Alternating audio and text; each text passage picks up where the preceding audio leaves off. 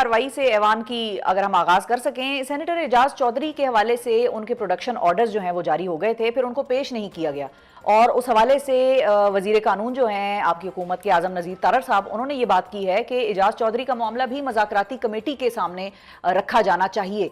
क्यों नहीं पेश किया गया और इससे आपको क्या समझ आ रही है उनके इस बयान से?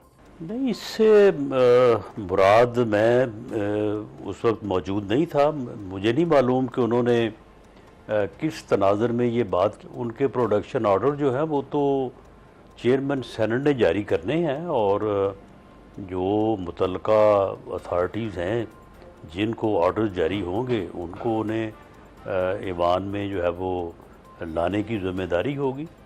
और अगर चेयरमैन साहब ने ऑर्डर जारी किए हैं तो उनको लाया जाना चाहिए। लेकिन वो लाए नहीं आज। जी, ये चेयरमैन साहब को चाहिए कि वो अपने ऑर्डर को इम्प्लीमेंट करवाएं। अच्छा, ठीक है। अच्छा, अब एक और चीज भी है राना साहब कि एक तरफ हुकूमत और पीटीआई के दरमियान मुज़ाकरात का तीसरा राउंड शुरू होने जा रहा है, दूसरी जानिब चंद दिन पहले आपकी भी एक बड़ी धुआंधार किस्म की प्रेस कॉन्फ्रेंस आई पीटीआई के हवाले से, फिर उनके लोगों ने भी मुख्तलिफ जुमले और आज जो ऐवान में एहतजाज हुआ वो आपने भी देखा। उन्होंने कहा कि भाई हुकूमत फॉर्म 47 की बेनिफिशरी है, ये भी इल्ज़ाम लगा दिए। तो कोई माहौल तो बड़ा साजगार है नहीं वैसे मुज़ाकरात के लिए, आपको कुछ निकलता हुआ इन मुज़ाकरात से नजर आता है? आपको लगता है ये माहौल ठीक है, हल्की फुल्की गोलाबारी दोनों साइड से चलती रहे लेकिन टेबल पे हम बैठे हैं, तो डज दैट मेक सेंस? जी, जमहूरियत में एहतजाज जो है बिल्कुल ये अपोजिशन का या किसी का भी जिसका मुतालबा हो उसका हक है, ये आज बिल्कुल होना चाहिए। प्रेस कॉन्फ्रेंस होनी चाहिए, उसमें तुंदो तेज़ जो है वो दावे और गुफ्तगू भी होनी चाहिए, लेकिन गुफ्तगू ही होनी चाहिए।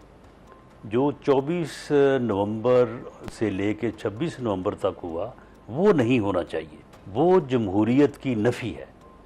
ऐवान में एहतजाज करना, तकरीर करना, नारा लगाना, ये तो जमहूरियत में इन चीज़ों की इजाज़त है, लेकिन बहरहाल एक दूसरे का एहतराम मलहूज़ ख़ातर अगर रखा जाए तो बहुत अच्छी बात है।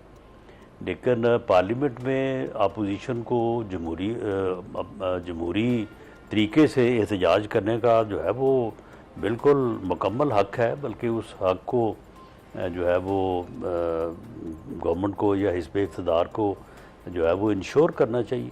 अच्छा, राना साहब, आज एहतजाज जो कर रहे थे वो लोग ऐवान में, तो वो नारे लगा रहे थे कि इमरान खान को रिहा करो। दूसरी तरफ बैरिस्टर गौहर जो हैं वो क्योंकि कमेटी के भी मेंबर हैं, मुज़ाकराती कमेटी के, उन्होंने आज एक स्टेटमेंट दी। उन्होंने कहा कि हमारे दो ही मुतालबात हैं, एक तो वही है कि जाहिर है हमारे असीरान के हवाले से जो केसेस हों उसमें बार बार गिरफ्तारियां ना हों और एक free and fair judicial trials का प्रोसेस हो, और दूसरा जो है वो भी आप जानते हैं कि वो क्या है। अब आपको क्या लग रहा है, पीटीआई आप लोगों से मांग क्या रही है? क्या जुडिशल कमीशन मांग रही है और असीरान की रिहाई ही मांग रही है, या साथ में इमरान खान की रिहाई भी वो चाहते हैं जो कि मुज़ाकरात की टेबल पे तहरीरी तौर पर बस वो देना नहीं चाहते? देखें, पीटीआई के मुख्तलिफ रहनुमाओं की मुख्तलिफ स्टेटमेंट्स हैं, तो इसी कज़िए को जो है वो ख़त्म करने के लिए हमने ये कहा था कि आप हमें लिख के दें ताकि एक बात जो है वो फोकस्ड हो। तो जब वो गालबन स्पीकर साहब परसों जुमेरात को उन्होंने मीटिंग बुला ली है मुज़ाकराती कमेटियों की, तो उसमें जो वो तहरीरन फरमाएंगे, जो भी उनका मुतालबा होगा, उसके बाद ही कोई हतमी बात की जा सकती है कि वो क्या मुतालबा करते हैं। तो उसका जवाब जो है वो भी हम बाकायदा अपनी पार्टी से, गवर्नमेंट से, प्राइम मिनिस्टर से जो है वो एडवाइस लेके तो वो भी तहरीरी तौर पे उनको जवाब देंगे। उसके बाद फिर उनकी डिमांड और हमारा जवाब जो है वो वहाँ पे बैठ के फिर एक मीटिंग में या दो मीटिंग में बात होगी, और हो सकता है कि बहस मुबासे के बाद कोई कंसेंसस पॉइंट निकल आए, और ये भी हो सकता है कि ना निकले।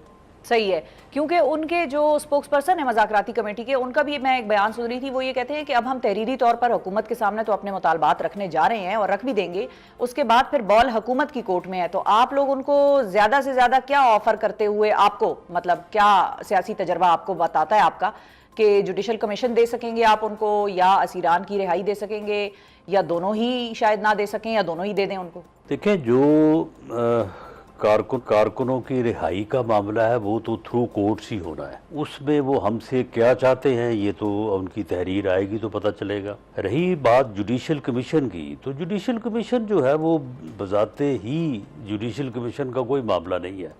बात तो असल है कि उसके TORs को वो क्या मांगते हैं।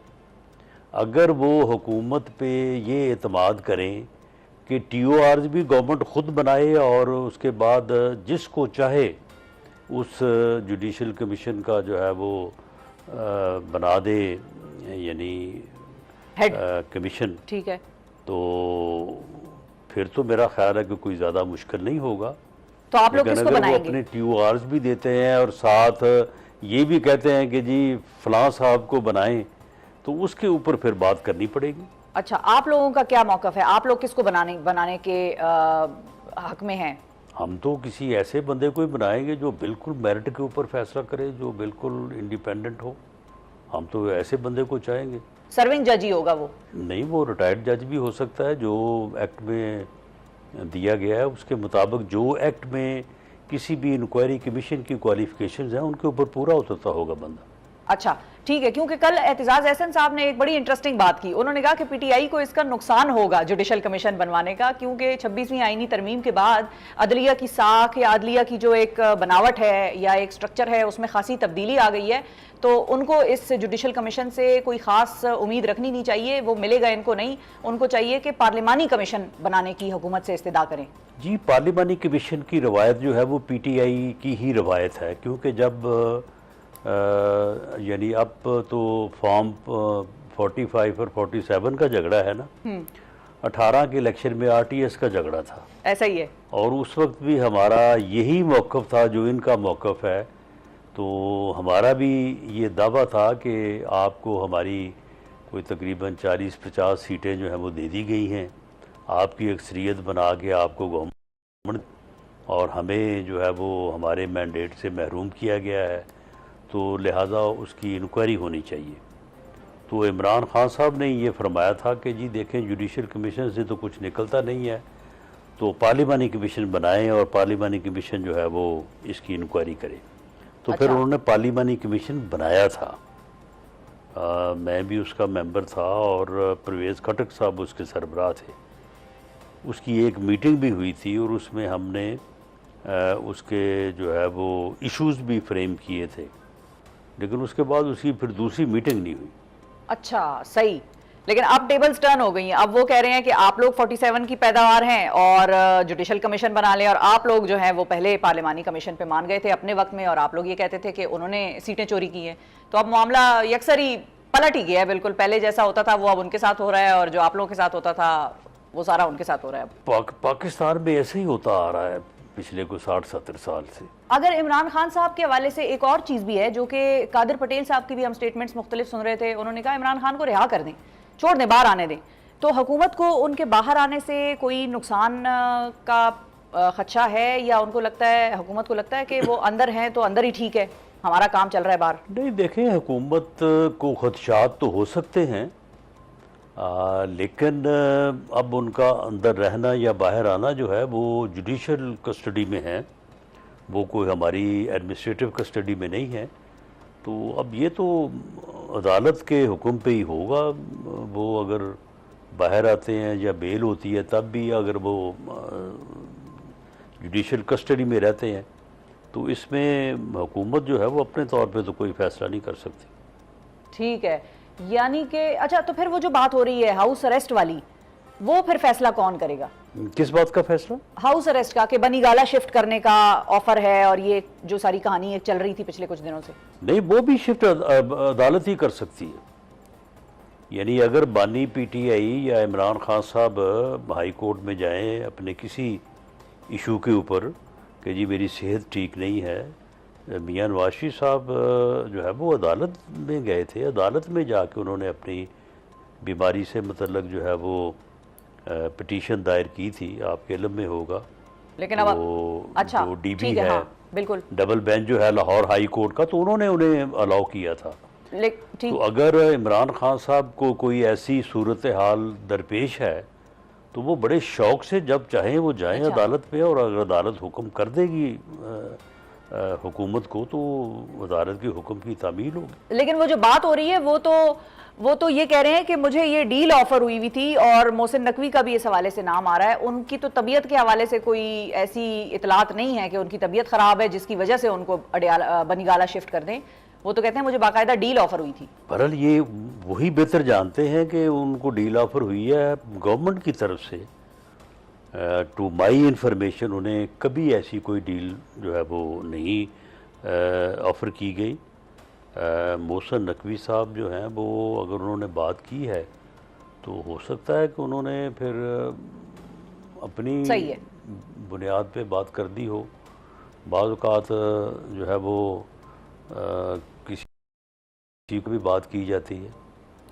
अच्छा, अंदाजे लगा रहे हैं। ये तो आपने बड़ा हमें लुकमा दे दिया है। अब हम सोच रहे हैं कि इस पे हम आपसे क्या बात आगे करें कि चेक करने के लिए ये इंटरेस्टिंग चीज़ है जो आपने कही है। अच्छा राना साहब, ये बताएं कि अब 190 मिलियन पाउंड के ऐसा हो जाता है। अच्छा, चेक करने के लिए, इमरान खान को चेक करने के लिए भी हो सकता है उन्होंने ऑफर दी हो 190 मिलियन पाउंड के।